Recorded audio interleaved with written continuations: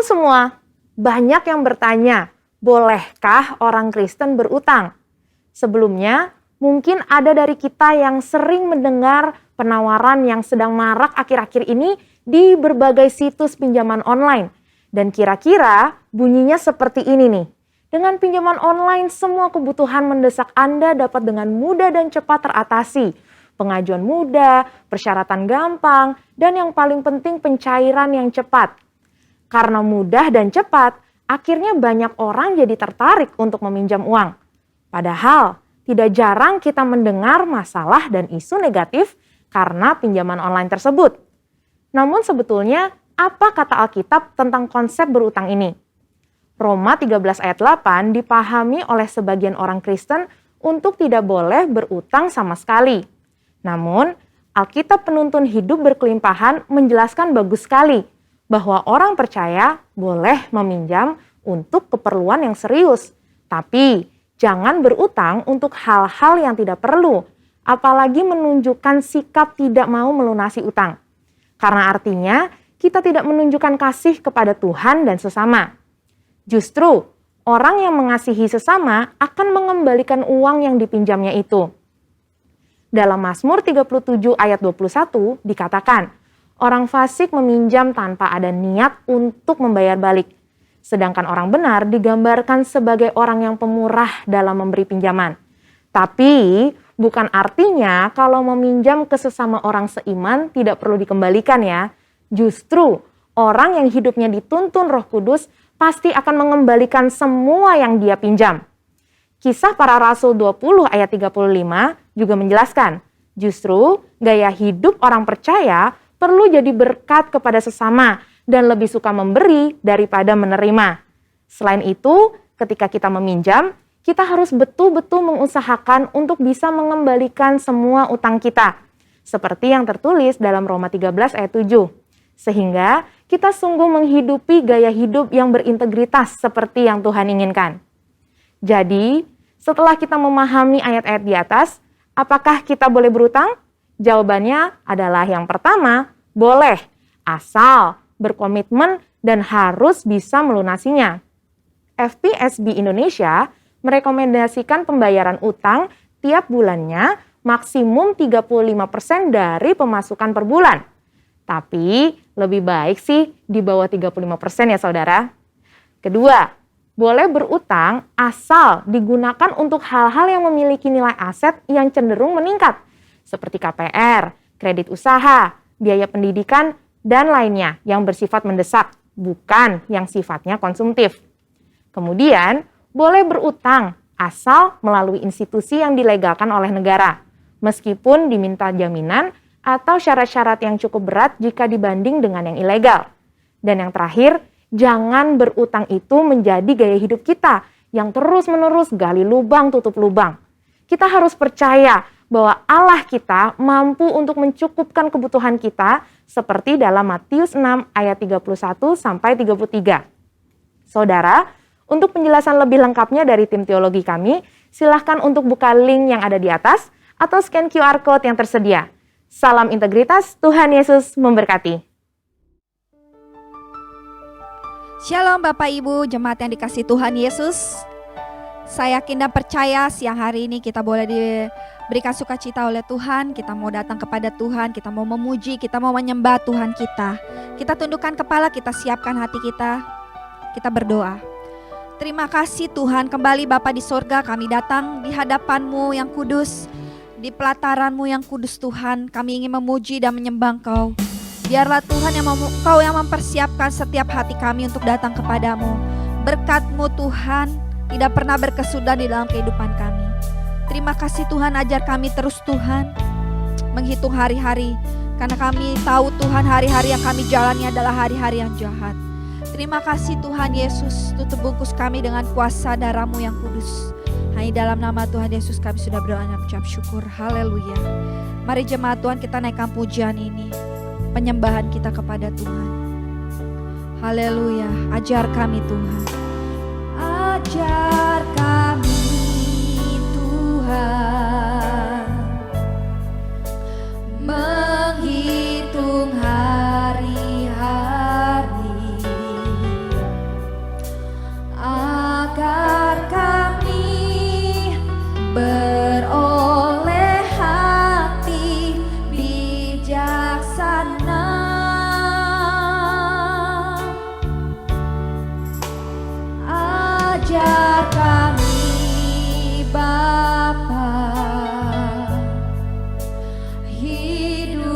dalam jalanmu,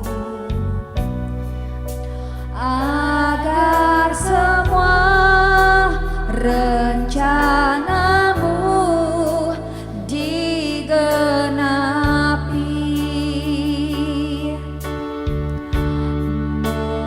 Mulialah namamu Tuhan, dan ajar jalanmu.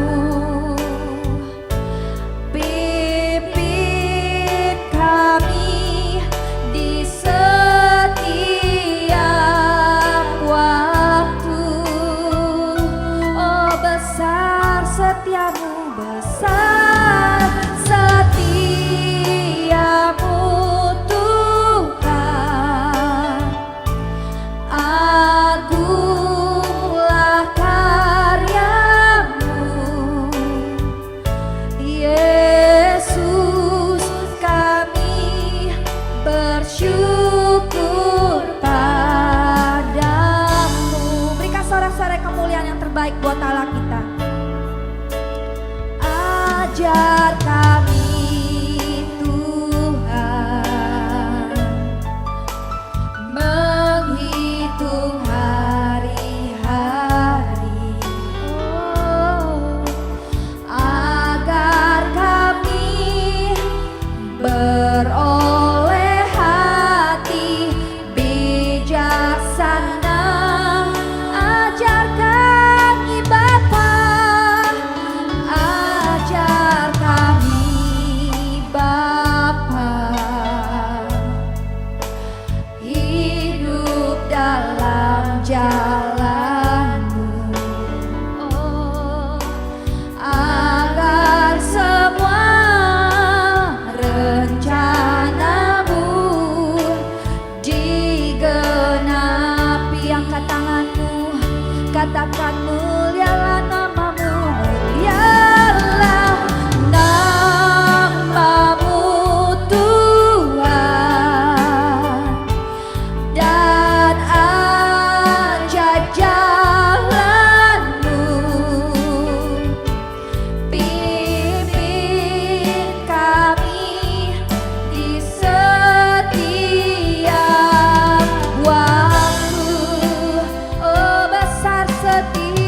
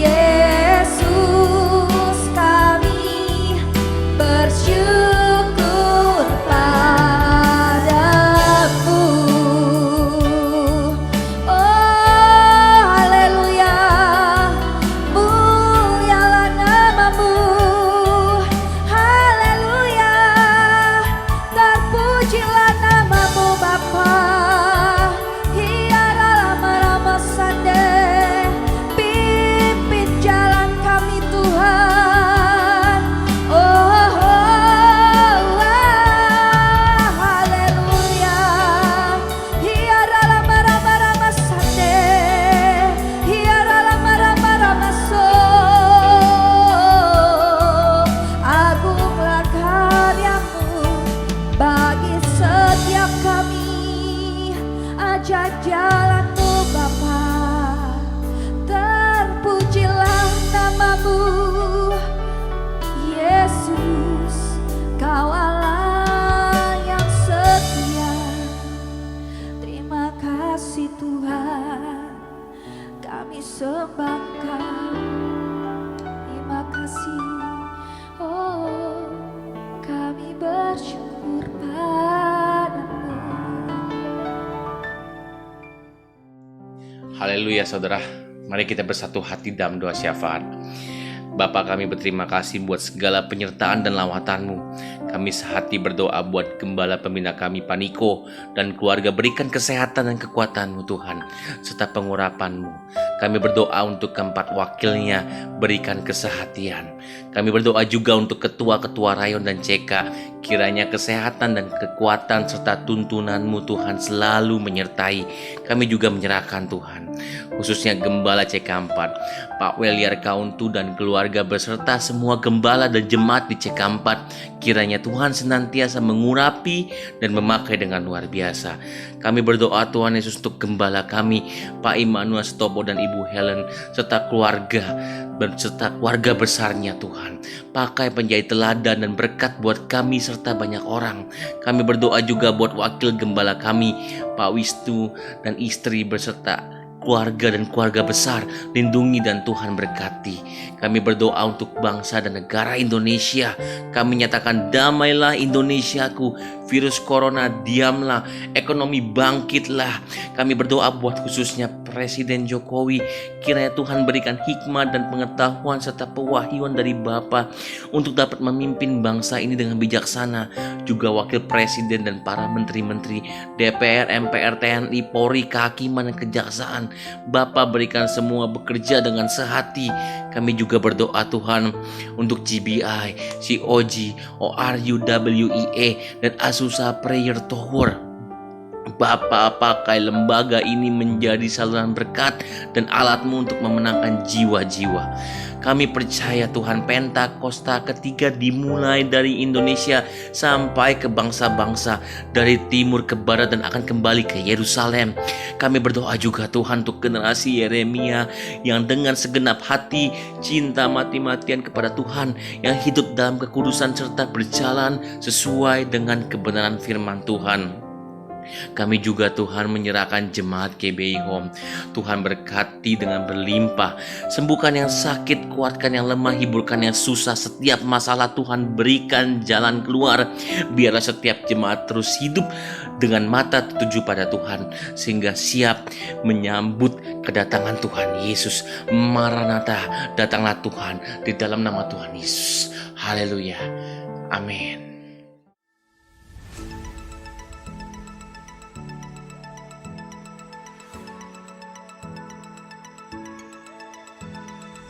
Ibadah minggu depan akan dilaksanakan pada hari Minggu pukul 11 siang. Ibadah bersama dilaksanakan melalui aplikasi Zoom. Ibadah akan disertai dengan perjamuan kudus. Jemaat dipersilahkan menyiapkan roti dan anggur di rumah masing-masing. Roti dapat diganti dengan biskuit, anggur dapat diganti dengan sirup. Diharapkan jemaat dapat mengambil waktu untuk masuk ke hadirat Tuhan di rumah masing-masing, berdoa bersama keluarga pukul 9 malam setiap hari. Mari bergabung bersama keluarga untuk menikmati dan merasakan hadirat dan pengurapan Roh Kudus lewat rumah doa GBI Home Palem Galaksi setiap hari Selasa pukul 20.00 via Zoom. Untuk para wanita, bergabunglah di dalam ibadah doa wanita yang diadakan setiap hari Rabu pukul 19.30 via Zoom. Bagi jemaat yang rindu bersekutu dan bertumbuh di dalam Yesus, kami undang untuk bergabung bersama di dalam komunitas Kul yang dilaksanakan setiap hari Kamis. Kul dilaksanakan melalui aplikasi Zoom. Silahkan menghubungi Bapak Catur di nomor 0857 1550 2817 untuk mendapatkan undangan. Persembahan dapat disalurkan melalui rekening berikut: Persembahan umum dan perpuluhan, BCA 07376 07376 atas nama GBI Palem Galaksi, atau dapat menggunakan QR Code berikut ini. Scan QR Code yang tertera di layar, dan selanjutnya dapat mengikuti proses yang tertera pada aplikasi e-payment Anda. Persembahan misi dan diakonia BCA 073 073 6789 atas nama GPI Palem Galaksi. Pembangunan Rumah Tuhan BCA 07305 07305 atas nama GPI Palem Galaksi. Kami GPI Home mengucapkan terima kasih bagi Bapak Ibu yang sudah mentransfer persembahan ke rekening GPI Home. Tuhan Yesus memberkati saudara dengan berlimpah-limpah. Demikian pengumuman yang dapat kami sampaikan. Tuhan Yesus memberkati. Haleluya. Saudara siap untuk memuji nama Tuhan, amin. Kita mau angkat tangan kita kepada Tuhan, kita mau memuji Allah kita. Haleluya, aku memujimu Tuhan. Terima kasih-Mu tak berkesudahan.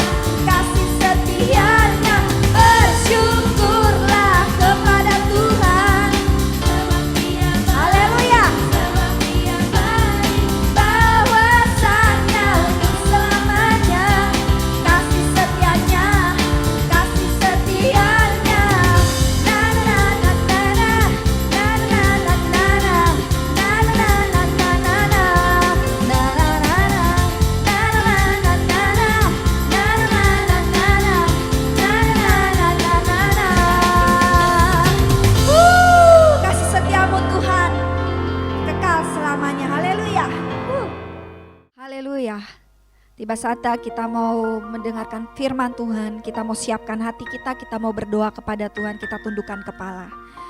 Terima kasih Bapa, terima kasih Yesus, Roh Kudus yang telah memimpin kami.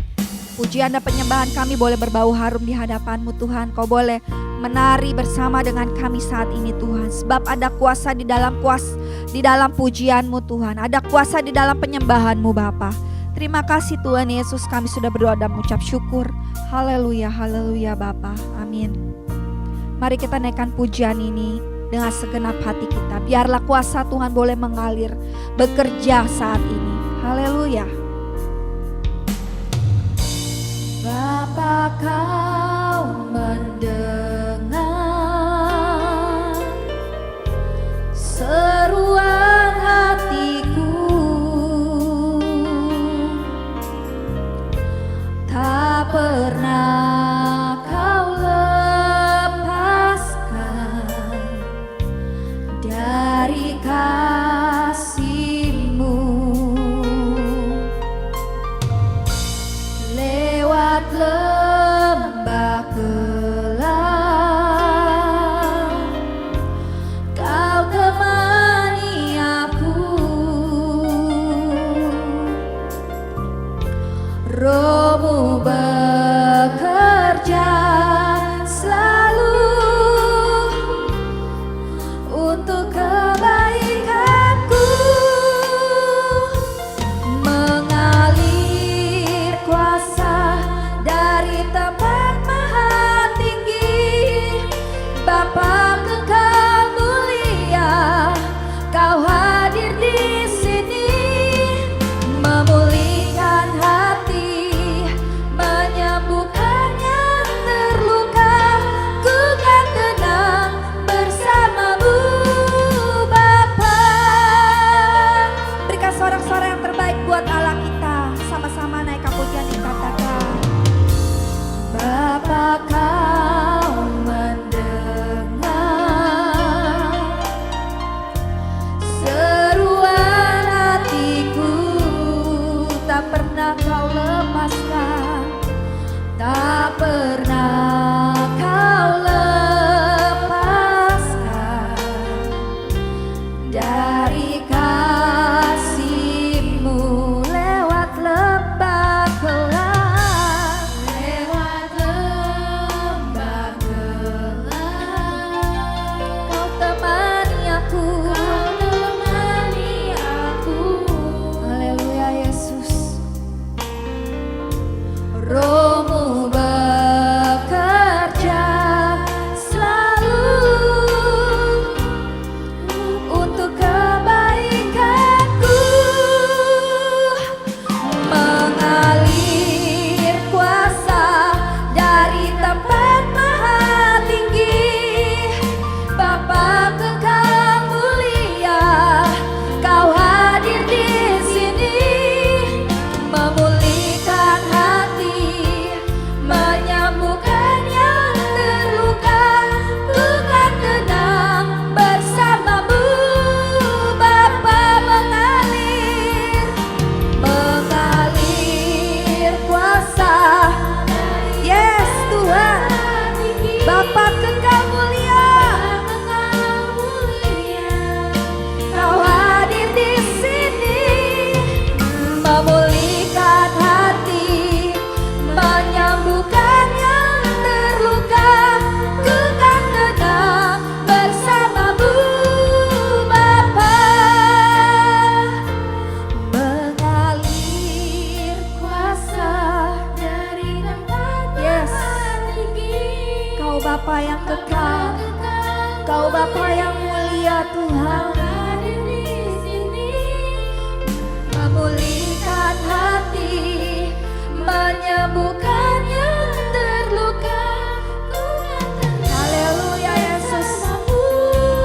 Dengan segenap hati kita angkat tanganmu, katakan, mengalir kuasa dari tempat maha tinggi.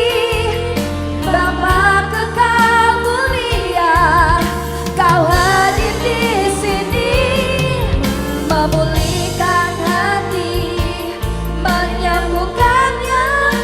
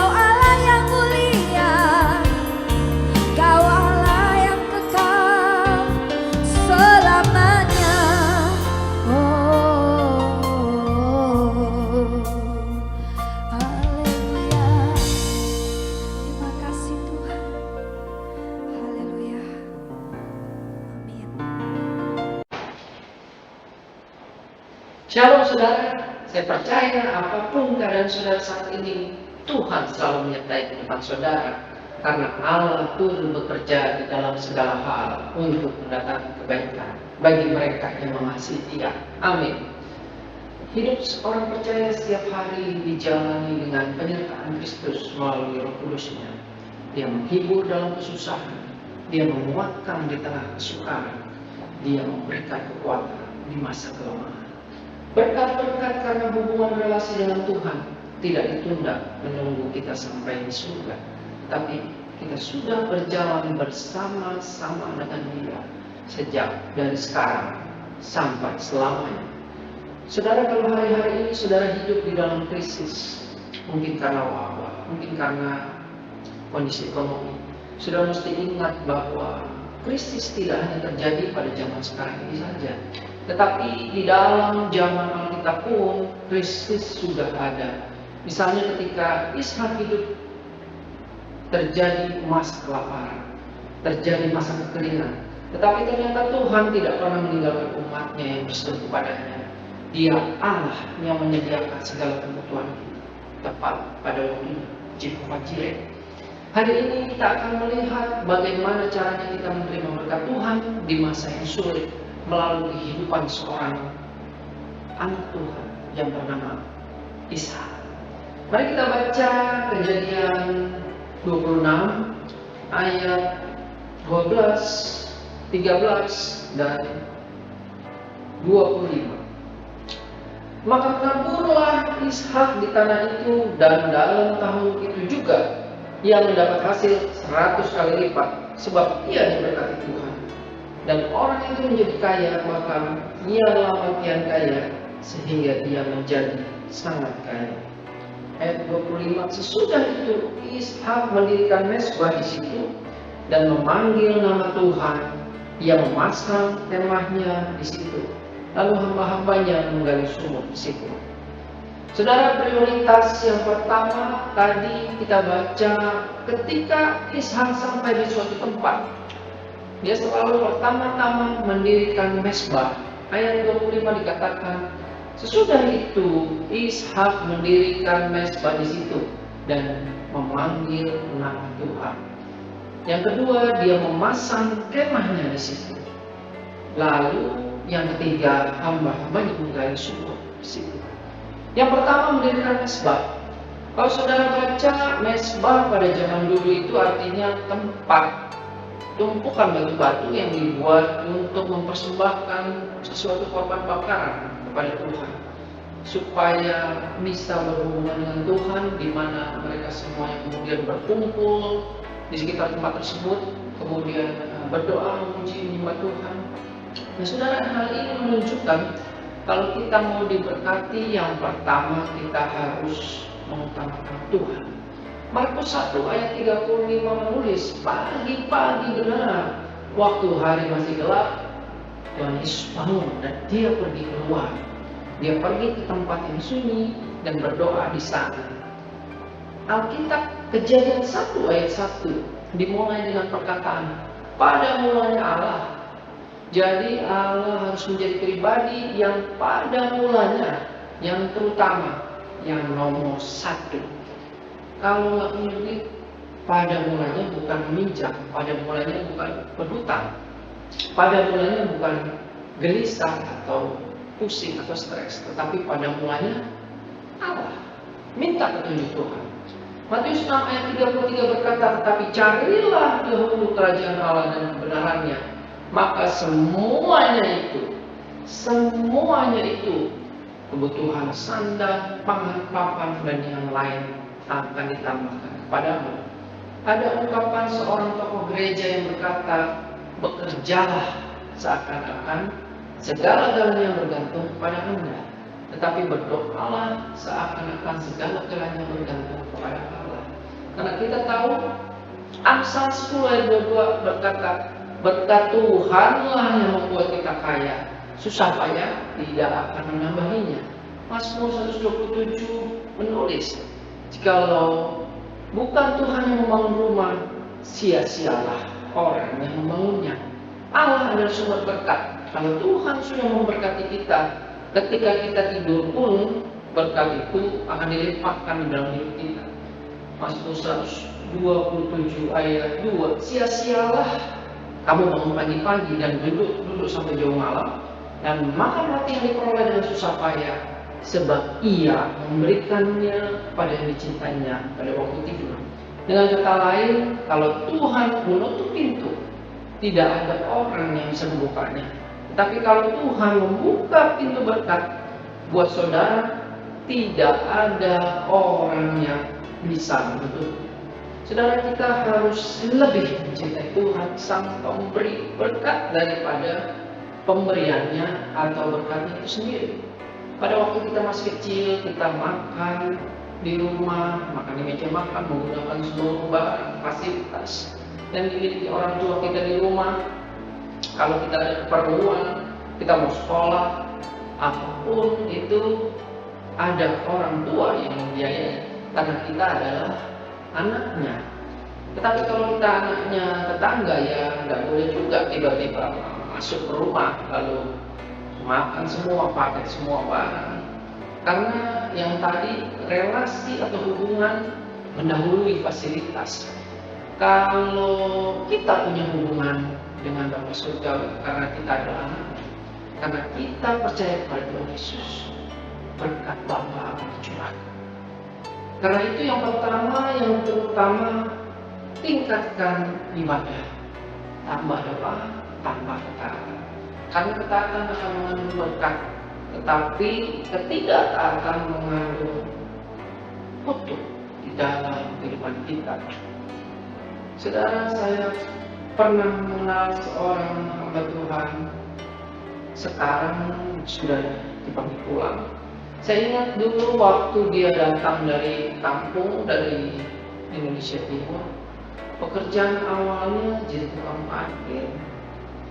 Saya melihat dia sungguh-sungguh cinta Tuhan. Dia rajin ibadah, mulai terlibat di dalam pelayanan. Dia jadi pekerja, dia banyak bersyukur dan tidak banyak mengeluh. Saya lihat kemudian pelan-pelan dia diangkat, dipromosikan oleh Tuhan. Pekerjaannya diberkati terus. Karir pekerjaan naik dari seorang karyawan biasa naik menjadi supervisor, menjadi kepala departemen, dan akhirnya bisa jadi berkat bagi banyak orang. Pelayanannya juga demikian lama, kemudian dia menjadi pendeta pembantu.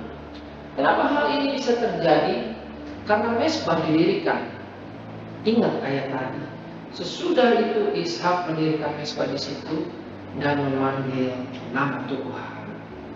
Saudara, mari kita mendirikan mezbah dan hidup kita mengutamakan Tuhan, maka berkat-berkat akan dilimpahkan. Yang kedua, Ishak bukan hanya mendirikan mezbah, dia juga memasang kemah. Apa itu kemah? Kemah berbicara mengenai tempat di mana Ishak dan keluarganya, istri dan anak-anaknya Ishak ini bisa tinggal. Ini menggambarkan bahwa prioritas nomor satu, mezbah adalah Tuhan. Kemudian yang kedua adalah kemah, adalah keluarga. Kita harus memperhatikan dan menjaga kerukunan di dalam rumah tangga. Suami istri mesti rukun, orang tua, anak mesti rukun. Dulu bahkan pendeta saya bilang, setan itu paling senang tinggal di dalam keluarga yang suka ribut. Tapi kalau keluarga kita rukun, malaikatnya tetap tinggal di sana. Mazmur 133 berkata, sungguh alangkah baik dan indahnya bila saudara duduk bersama dengan rukun, karena kesanalah Tuhan akan memberikan berkat kehidupan sampai selama-lamanya. Dalam hubungan suami istri, Alkitab berkata 1 Petrus 3 ayat 7, demikian juga kamu hai suami-suami, lebih bijaksana dengan istrimu sebagai kaum yang lebih lemah, hormatilah mereka sebagai ternak pewaris kasih karunia, yaitu kehidupan, supaya doamu jangan terhalang. Jadi kalau saudara sudah banyak doa, tetapi masih ribut terus suami dan istri, orang tua dan anak, doa-doamu terhalang, tidak didengar oleh Tuhan. Dalam hubungan bapa dengan anak, Efesus 6 ayat 4 dan Kamu bapak-bapak, janganlah bangkitkan amarah dalam hati anak-anak, tetapi didiklah mereka di dalam ajaran kasih Tuhan. Kolose 3:21, hai bapak-bapak, jangan sakiti hati anakmu, supaya jangan tawar hatinya. Siapa yang mengacaukan rumah tangganya akan menangkap kami. Kenapa jemaat pada waktu menikah dikasih Alkitab sebagai hadiah? Karena itu modal yang paling besar, paling berharga, paling baik di dalam memulai suatu keluarga. Kita tahu Allah adalah kasih. Di mana ada kasih dan kerukunan, maka sebenarnya nggak perlu diminta. Berkat akan dicurahkan di dalam kehidupan kita. Ini sebetulnya adalah kesaksian hidup saya sendiri. Saya juga mengalami hal itu. Jadi yang pertama tadi, mesbah Tuhan. Yang kedua, kemah, yaitu keluarga. Dan yang ketiga adalah yang dilakukan Ishak pada masa susah, masa kering, masa sulit, sehingga diberkati Tuhan. Berlimpah-limpah menjadi sangat kaya karena dia menggali sumur. Seorang petani dan peternak tentu perlu banyak air buat mengalir ladangnya, buat memberi minum ternaknya. Nah, supaya bisa mendapatkan minuman dan juga hal-hal yang dibutuhkan, tentu mereka harus menggali sumur. Yang ini bicara soal usaha atau pekerjaan kita. Kita harus ulet. Kita harus mengerjakan usaha pekerjaan yang kita lakukan dengan sungguh-sungguh dan tekun. Kalau kita lihat dalam Kejadian 26 tadi, ternyata Ishak harus menggali sumur beberapa kali. Sudah baca Kejadian 26, menggali sumur Ishak beberapa kali. Yang pertama namanya Esek, yang kedua namanya Sitnah. Dia berebut terus dengan orang-orang di sekitar, sehingga akhirnya Ishak mengalah. Tetapi pada sumur yang ketiga yang namanya Rehobot, Kejadian 26 ayat 22, ia pindah dari situ dan menggali sumur yang lain lagi. Tetapi tentang sumur ini mereka tidak bertengkar. Sumur ini dinamainya Rehobot, dan ia berkata, sekarang Tuhan telah memberikan kelonggaran kepada kita sehingga kita dapat beranak cucu di negeri ini. Nah, saudara, jadi di dalam usaha, di dalam bekerja, kita juga kadang-kadang banyak tantangan. Nggak selalu langsung naik, nggak selalu langsung sukses. Semua ada prosesnya. Tetapi mari kita bertekun, tidak menyerah, dan tetap menabur pada masa yang sulit. Dalam Khotbah 11 ayat 4 dikatakan, siapa senantiasa memperhatikan angin tidak akan nabur. Siapa senantiasa melihat awan tidak akan menuai. Tabur akan menipu pagi-pagi, dan janganlah memberi istirahat kepada tanganmu pada petang hari, karena engkau tidak mengetahui apakah ini, apakah itu yang akan berhasil, atau kedua-duanya sama baik. Sudah dilihat, petani yang berhenti menabur akan berhenti menuai, tetapi orang yang menabur dengan mencucurkan air mata akan menuai dengan bersorak-sorak. Amsal 10 ayat 4, tangan yang lambat membuat miskin, tetapi tangan orang yang rajin menjadikan kaya. Amsal 6 ayat 9, ayat malas, berapa lama lagi engkau berbaring? Bilangkah engkau bangun dari tidurmu? Tidur sebentar lagi, ngantuk sebentar lagi, melipat tangan sebentar lagi untuk tinggal berbaring. Maka datanglah kemiskinan kepadamu seperti seorang penyerbu, dan kekurangan seperti orang yang bersenjata. Yohanes 5 ayat 17, tetapi Tuhan Yesus berkata kepada mereka, Bapakku bekerja sampai sekarang, maka aku pun bekerja juga. Orang labor melakukan bagian kita, bekerja dengan rajin dan tekun sambil berdoa, maka Allah akan melakukan bagiannya. Allah akan mencurahkan berkat. Sambil berusaha, sambil bekerja, kita harus melakukan juga kebajikan kepada semua orang, kepada orang lain. Galatia 6 ayat 9 berkata, janganlah kita jemu-jemu berbuat baik, karena apabila sudah datang waktunya kita akan menuai jika kita tidak menjadi lemah. Mungkin saudara berkata, mungkin nggak sih menabur di tengah penderitaan atau kekurangan? Secara logika, hal itu kelihatannya mustahil. Tetapi bagi Tuhan, tidak ada yang mustahil. 5 roti dan 2 ikan bisa memberi makan 5.000 orang. Janda Sarfat cuma dengan segenggam tepung dan sedikit minyak, dia berani menabur. Tepung dan minyak di rumahnya nggak habis sepanjang musim. Mazmur Daud berkata, orang-orang yang menabur dengan mencucurkan air mata akan menuai dengan bersorak-sorai. Firman Tuhan selalu mengajarkan kita untuk menabur supaya kita bisa menuai. Jika Ishak takut menabur, dia nggak akan pernah menuai dan tidak akan pernah mengalami berkat berkelimpahan. Jadi saudara, milikilah ketaatan, jangan berhenti menabur, pasti berkatnya dicurahkan atas kehidupan kita. Nah saudara, mengenai berkat di masa sulit ini sebetulnya tergantung dari prioritas hidup kita. Kejadian 26 tadi, prioritas yang tepat dapat kita lihat dari kehidupan Ishak.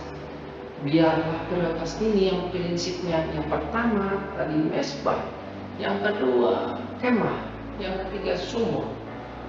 Yang pertama Tuhan, yang kedua keluarga, yang ketiga pekerjaan. Jangan terbalik. Ada orang yang pertama kemah, yang kedua sumur, yang ketiga mesbah. Yang pertama keluarga, yang kedua pekerjaan, kemudian yang ketiga mesbah Tuhan. Nomor 3 adalah Tuhan, tidak tepat. Kemudian ada orang yang pertamanya sumur, kemudian kemah, yang ketiga baru mesbah. Pekerjaan dulu yang paling ditingkatkan, keluarganya yang nomor 2, Tuhannya nomor 3. Tentu bukan prioritas yang baik. Apalagi kalau saudara yang pertama menggali sumur terus sumur, kerja. Pengen ketemu terus dengan uang sampai akhirnya jatuh cinta pada uang. Jangan lupa, karena akar segala kejahatan ialah cinta uang. Sebab oleh memburu uanglah berbagai orang telah menyimpang dari iman dan menyiksa dirinya dengan berbagai duka. Markus 8 ayat 36, apa gunanya seorang memperoleh seluruh dunia tetapi ia kehilangan nyawanya? Sumur, terakhir masuk kubur. Tetapi kalau prioritas saudara yang pertama mesbah, yang kedua keluarga, yang ketiga pekerjaan, saya percaya seperti Ishak, berkatmu akan berlimpah. Kalau saudara hari ini mendengar firman Tuhan dan melakukannya, maka saudara adalah orang yang berbahagia. Karena firman Tuhan berkata, berbahagialah orang yang mendengar firman Tuhan dan melakukannya. Kiranya berkat Tuhan atas jasmani dan rohani turun berlimpah-limpah dalam hidup saudara sekarang. Mari kita berdoa. Bapa Surgawi, hamba berdoa untuk anak-anak-Mu, biar kami semua menomorsatukan Tuhan. Kami semua memelihara kesatuan hati di dalam keluarga, dan kami semua bekerja dengan tekun. Kami yakin Tuhan, seperti Ishak di masa yang sulit diberkati dan mendapatkan hasil 100 kali lipat. Hal ini juga kami terima karena Engkau adalah Tuhan yang tidak berubah dulu, sekarang, sampai selama-lamanya. Kami berdoa dalam nama Tuhan Yesus. Terimalah berkat Tuhan, terimalah mujizat, terimalah jalan keluar, pintu-pintu terbuka. Kami terima Tuhan. Inilah doa kami di dalam nama Tuhan Yesus Kristus, Allah yang hidup, kami berdoa. Amin. Mari bersama-sama perkatakan iman dalam Mazmur 91.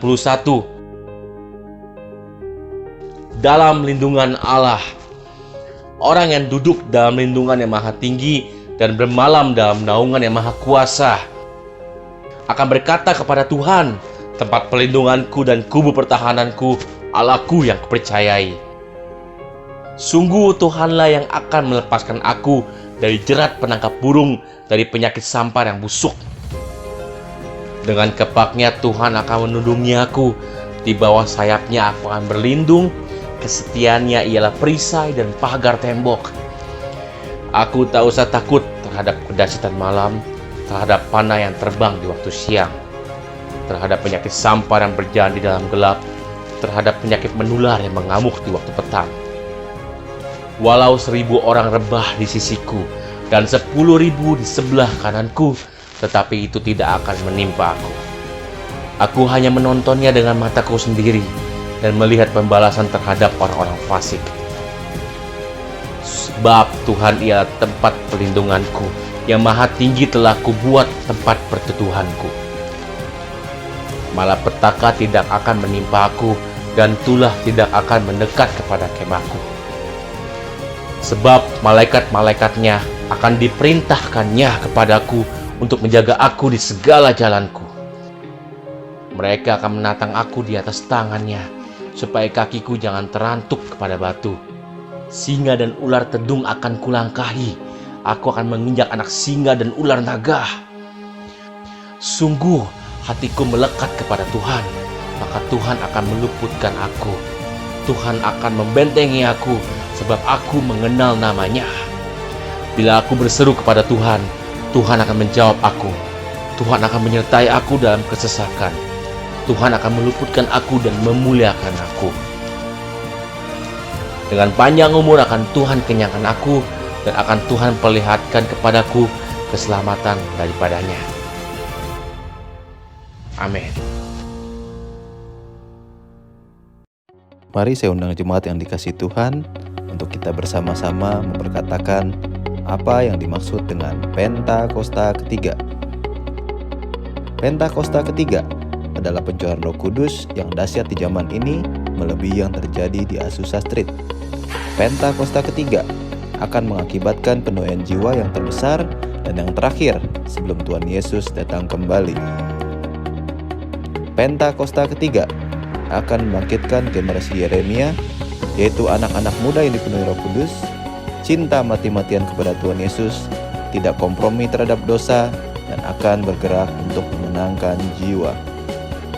Pentakosta ketiga lahir di Indonesia dan bergerak ke bangsa-bangsa.